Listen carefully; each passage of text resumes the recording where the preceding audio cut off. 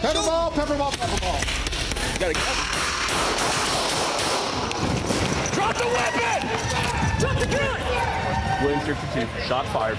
Subject is down, subject has been hit. He's down. Somebody got on the radio and said shots fired, so here comes the cavalry. Sergeant, are you hit? Wasn't quite sure what it was. I just knew that my leg didn't work. There's Mike on the ground. I remember distinctly thinking, Mike doesn't go down for anything. Just get me on my feet. That's just what I needed for me to get reset. We need to get you out of here, Sergeant. Nope. You train that, if you get shot, you're not dead. You just got shot. Keep going. Listen to me. Does anyone have a shield? Panic was not a choice that day. It was just doing what we're supposed to do. It was just like, hell no, not today. Not me, not my friends. As we moved up, we could see that he was actively searching for that pistol. I told Mike, he gets that weapon, I'm gonna kill him. If we can take him into custody safely, then that's what we need to do and provide aid. He's moving. Do not touch the gun! Hands! You see your hands!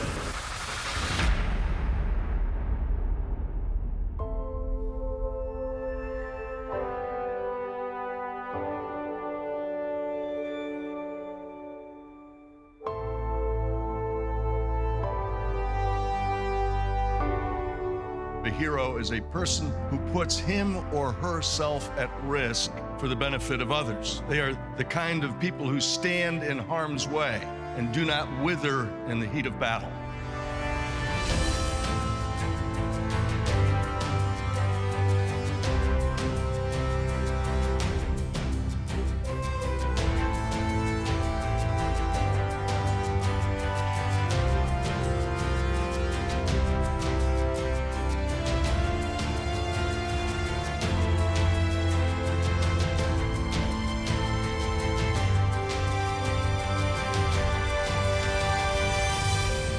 It has been my great blessing to have spent most of my life in the company of heroes.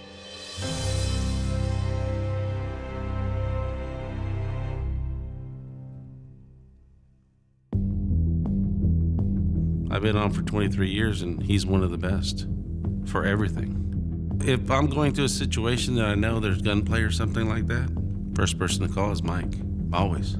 He's got the knowledge, he's got the experience, he has a plan. If we're met by something else, he formulates something else. You don't have to worry about what the next plan is. He has something formulated. I'll go through a door with him any day, no doubt. Mike's been on the police department for 20 plus years.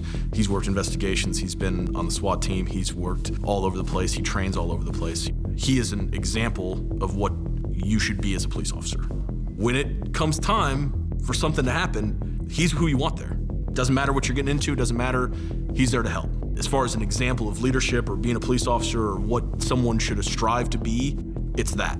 He's always been kind of known on the police department. He's got a good reputation for having a cool head, being very protective of his troops, demanding the very best from them. And that's always been his persona, is that he's always kind of been 110%. Officer Erickson has been in the military for a long time. He's deployed. He's a very talented police officer. He's a very kind person. He and I had been involved in several high-stress events. I would say we bonded a little bit more as a result of some of the violent events that we went to. I'll do it! There was a call where a veteran, had tried to attempt to take his own life by cutting his own throat. I'm military myself. Watch out. This particular sergeant was there with other officers and kind of helped control the chaos while we were treating this individual for his injuries. And him and the other officers did a very good job while I was trying to just stop the bleeding and keep this guy's airway open. Stay with me, Porter. They were performing miracles in the background. Where do you want to go? Right here, right here. All right, stop. I'm prior military myself, okay? Right. Let me help you, okay? And then another call later on, just about 2 or 3 months down the road. This was one of those calls that just went real bad. There was an altercation with an individual that resulted in a fight that went to the ground. And he had a lot of stuff in his system that didn't need to be there. And his body was pretty ramped up, but he ended up dying during the fight. And I remember Mike was the first other officer there for me. And he came from pretty far away to get to me. I was pretty emotional. I initially went there to help this individual and ended up in a fight that ended up in this gentleman's life being lost. I lost my brother and sister early on in my career. My brother was a narcotics agent and lost his life to one of the suspects. My sister lost her life to a car wreck, and part of it was the people that were there didn't understand kind of how to go about helping them. And when they died from their injuries, I decided from that point on I was going to do everything in my power to make sure everybody goes home to their families. No family deserves that. He spent time of his own time calling every day to make sure I was okay after some of these incidents, make sure that my family was okay. If I needed anything, that meant a lot to me. More than he knows, more than even my family knows. It meant a lot to just to hear that. And so I wanted him to have something that represented my appreciation for his efforts. He chose to give me a coin that he got after he had been promoted in the Navy. It's a Mustang coin. I spent 18 years as an enlisted individual, and I was recently selected to be commissioned as a Navy officer, and it was something I chased all my life. That coin was presented to me upon my selection, and it meant a lot to me. You know, it's one of those things that 18 years is a long time to chase anything. It meant something coming from Con. It wasn't the coin itself, but for me, it was the gift of the coin. It was the kindness that he showed me by giving me the coin. And he asked that I carry it on my person. He always carries it in his pocket. In fact, there was kind of a running joke. Even on his vacations, he'd pull it out, take a picture of it, right next to the beach or something like that. I did it the hard way. I earned it. Yeah. Yeah. United States Navy LDO.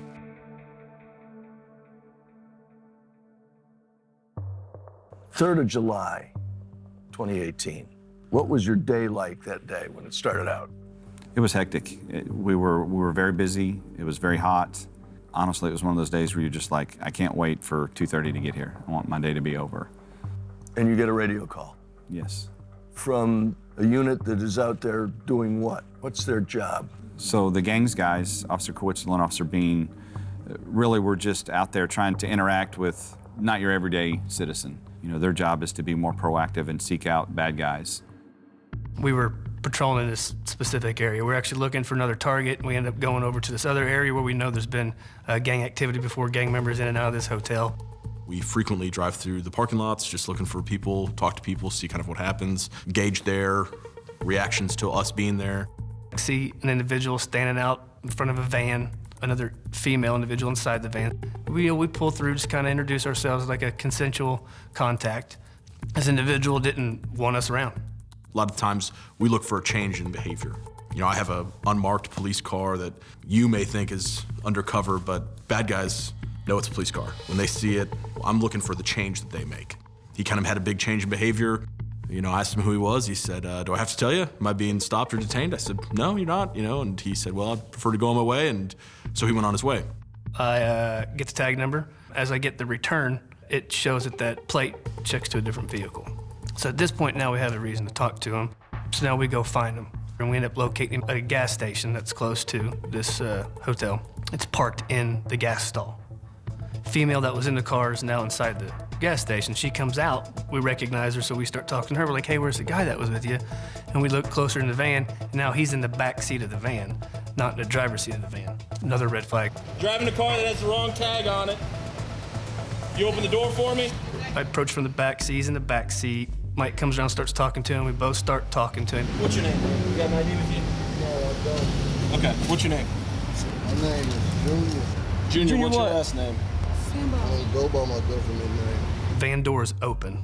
So I get to stand in the threshold of the van door, speaking with him, which is comfortable at that point. I know we have red flags that we feel like something's gonna happen, some hands-on might have to happen here, but we're comfortable with it at the moment because we can see both of his hands. We can see a hand here, and then he's got hands on a couple pit bulls in the back, which is another reason why we don't want to go in immediately and try to grab this guy and get him out of the car.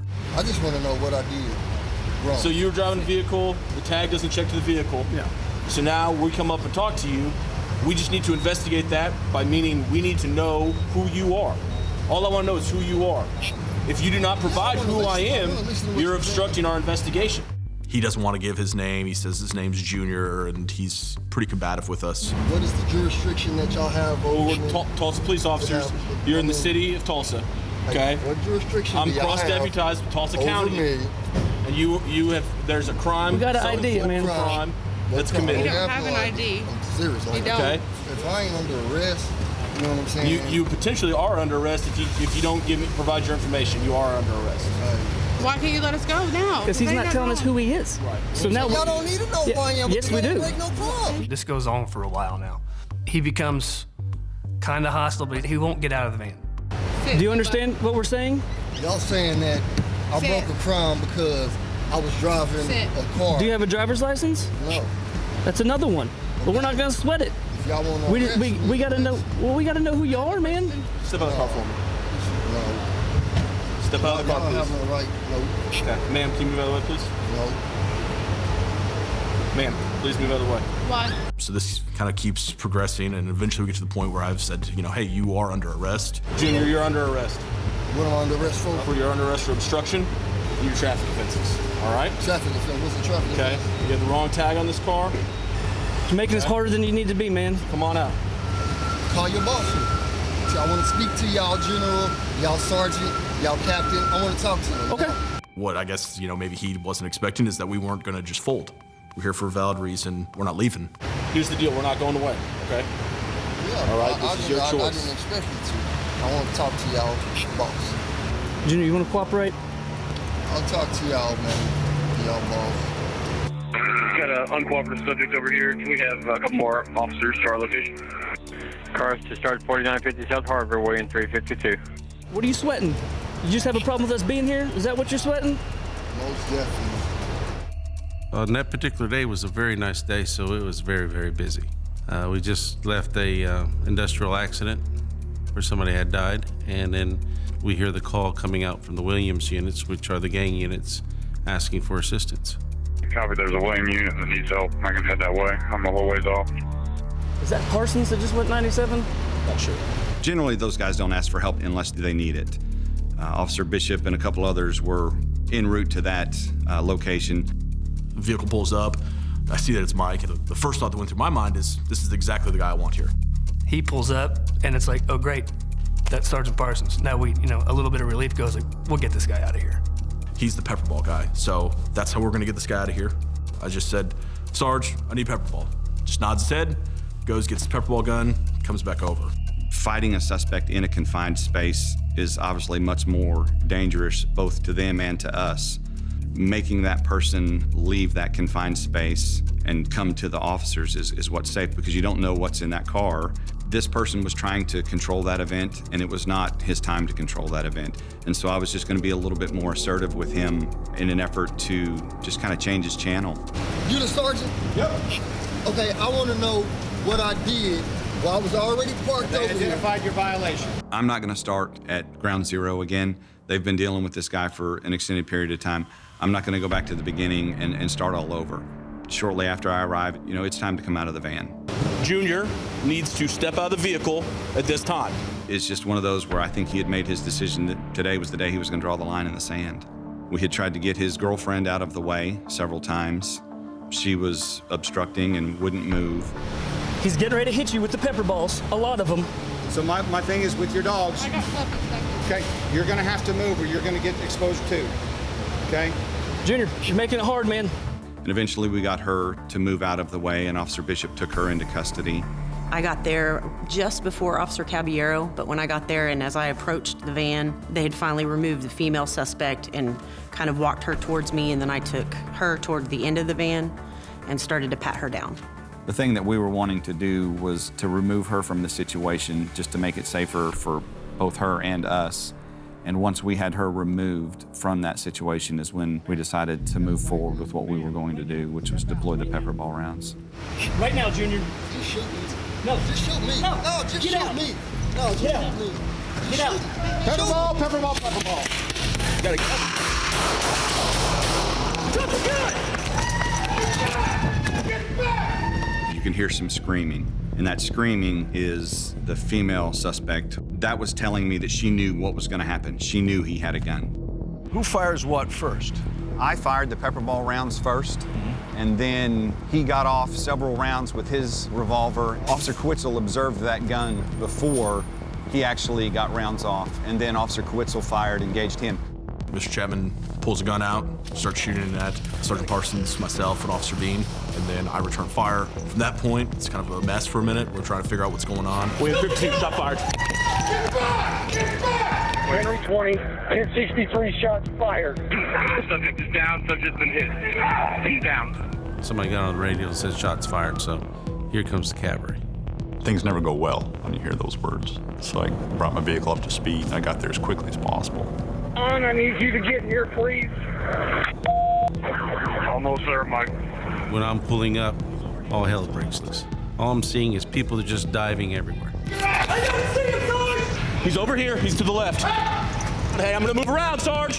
When I ended up falling on the ground, I'm actually about right where you're standing. Wasn't quite sure what it was. I just knew that my leg didn't work. It felt like someone hit me with a ball bat across the top of my thigh. So I tried to move to the left of the van or towards the rear of it in a fashion to try and stay flat. I tried to make it a very hard angle for him to see me. Sergeant, are you hit? At that point in time, I looked at my leg and it was bleeding. I saw a bullet hole in my trousers. I had seen where Officer Bean and Kowitzel went. I could see them through my peripheral vision, and I was their backdrop. Drop the gun! Drop the gun! Danny, I'm your backdrop! I hear you, Sarge! When you first heard those shots, did you know it was him that was hit? Yes. Because you see him go down? Out of the corner of my eye, yes. What goes through your mind at that point? Get to cover, get her taken care of, and then go see how bad it is. Sometimes in combat or in a really chaotic situation, there's moments of surrealism. Just that doesn't quite fit with this. I remember driving through the parking lot, and I look up and there's an individual on his cell phone taking videos. And then right next to him, these officers taking cover. And then right next to those officers taking cover, there's Mike on the ground. I remember distinctly thinking, Mike doesn't go down for anything. And then I reached down to pull him, and I pulled him maybe 2 inches, and then Con was there. As we're bringing him back, he's saying, I feel like somebody hit me with a baseball bat. Somebody ripped my leg out with a baseball bat. It's not working. There's burns. It really burns. I yelled at Con when he was dragging me, and I'm like, just get me on my feet. That's just what I needed for me to get reset. Once he stood up and he realized that he can support that leg, he switched immediately over to, hey, I need to take control of this situation. Something hit me bad in the thigh. Right here. We need to get you out of here, Sergeant. Nope. As officers were starting to gather, I started checking his leg. And I see the entry hole clear, and I'm feeling his leg. I'm checking for the swelling. Is there blood loss? And you get a good bleed of an artery. Some guys will bleed out 2.5 minutes. You don't have much time at all. It wasn't swelling. He wasn't slurring his words. He wasn't showing me signs of shock. And initially, at one point, I was like, man, I'm probably the worst EMT ever. I see this, and I see where it hit. It's close to the artery, and that big bone right there. There's got to be something that I'm missing here. He wasn't anxious. He was upset. He was in pain, but he was determined. Listen to me. Does anyone have a shield? He was making good decisions. In fact, at one point, he asked for a shield, and I said, all right, I'll go get mine. I wanted Mike to stay with me because he became my patient at that point. And you don't leave your patient for any reason. Okay, I see his hand. I know. Stand by. Relax. Panic was not a choice that day. It was just doing what we're supposed to do. Danielle, what? I need you to get on Con's left. We're gonna move up at an angle just straight in front of you, see what we got with the hands. When you go through the police academy, you train that if you get shot, you're not dead. Keep going. Everything that he did is 100% what I expected of Mike Parsons. Of course he's leading that arrest team. Absolutely, why would he not be? Con, you and Danielle are gonna work this. I need you guys, they're gonna cut in front of you, go around this direction, and look in from the other side. You understand me? Copy. Mike had Danny Bean and Officer Caballero split off and go towards a different angle so they could see through the front windshield. I need you guys to move around. Let's go. And see if you see the gun in his hand. And we were gonna approach the van to see what we could see behind the cover of the shields. That side door was open, but it was so pitch dark inside, it was hard to see exactly what this individual was doing. As we moved up to the van, we could see that he was actively searching for that pistol. For me, I was looking at opportunity, capability, and intent. That's our triangle that we use in the military, and he was starting to put all that triangle together. He's moving. Moving! Hands! I didn't want any more chances of him putting rounds to my fellow officers. There was a lot of civilians around. I told Mike, I said, Mike, he gets that weapon, I'm gonna kill him. And Mike's kind of looking in there and he says, that's an option, but we're gonna move back and we're gonna deal with this in a separate manner. He's looking to do this the safest way possible. There's nothing personal about it. It's just business at that point. Officer Quitzel had that view into the van. If it became the situation where we had to use force again, Officer Quitzel had the right angle. I made the decision to back up, and I think it was the right one. Back up, back up! Back up! We're responsible for the suspect. If we can take him into custody safely, then that's what we need to do and provide aid. Do not touch the gun! He did exactly what he was supposed to do. We couldn't just open fire on that van. We need to go get the guy out of the van and put him in handcuffs, dead or not. My intent was to back up, put additional pepper ball rounds in that vehicle, and resolve the situation by getting him to move out of the vehicle, just like we did in the beginning. You're not seeing those hands! Don't do it! Don't touch the gun! Come here! Pepper balls were placed on the suspect and later behind the suspect to kind of drive him out of the vehicle. Knowing that he's getting ready to exit the van, we're trying to put together a plan to take him into custody. Who's going to put a shield where and who's going to take what arm, to do it efficiently so that there is no additional fighting or resistance from him and everybody knows what everybody else is doing. They take him into custody and we try and get him medical assistance pretty quick.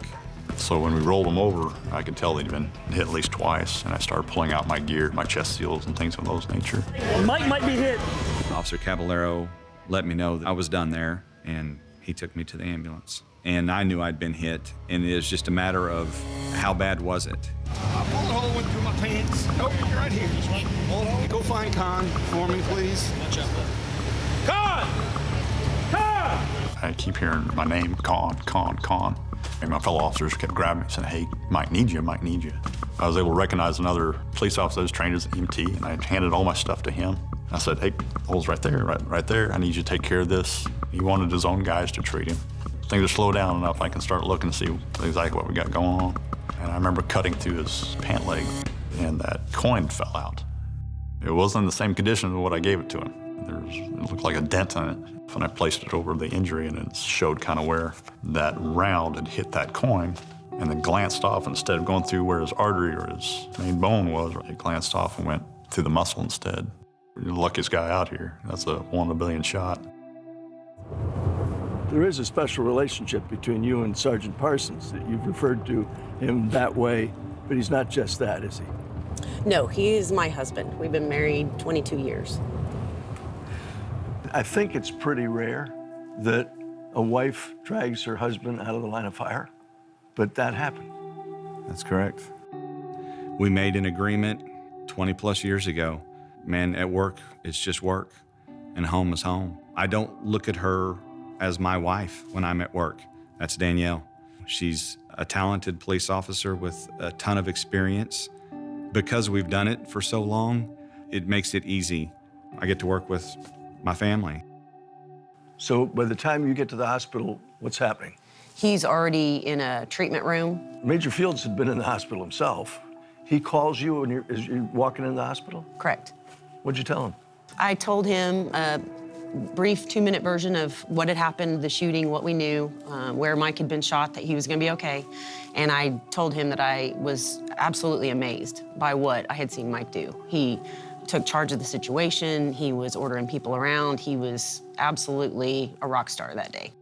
Obviously, there was concern and worry in her voice, but there was also an element of pride, not only as being his wife, but also as a Tulsa police officer, because they did it right that day. The suspect was saved by the man that he tried to kill, and that's just a fact.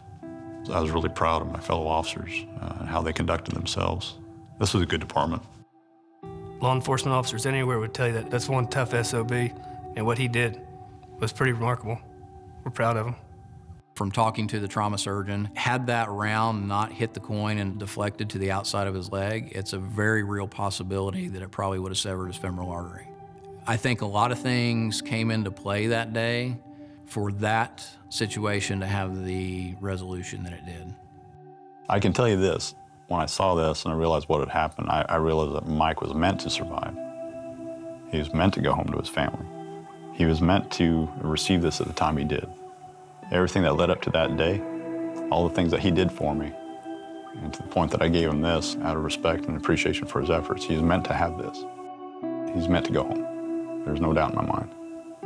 Not an accident, not a coincidence, not luck. No, sometimes bad things happen, but Oftentimes good things happen for a particular reason. This is an individual that still has a job to do in this life. Looking back on that day when I asked Con to get a shield, I didn't realize that he had already given me a shield that would save my life. In today's world, how can we properly assess the value of friendship, loyalty, and courage? I believe those qualities are priceless, truly beyond measure. As was a coin given out of appreciation and respect by a friend. Mike Parsons is an American hero, and his story deserves to be told.